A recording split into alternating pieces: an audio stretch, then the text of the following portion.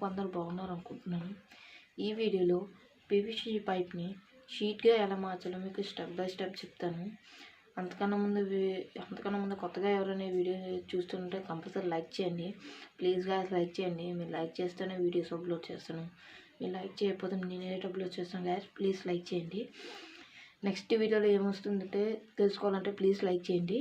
Next వీడియోలో అయితే drone వస్తుంది అనమాట. క్రేజీ ప్రాజెక్ట్ డ్రోన్ వస్తుంది నెక్స్ట్ వీడియోలో అయితే. ప్లీజ్ అప్పటి వరకు అయితే ప్లీజ్ లైక్ చేయండి. నెక్స్ట్ వీడియో కావాలంటే ప్లీజ్ లైక్ చేయండి. ఈ వీడియోకి నేను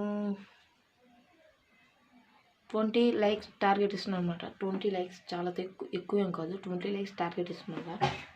వచ్చి ఆ డ్రోన్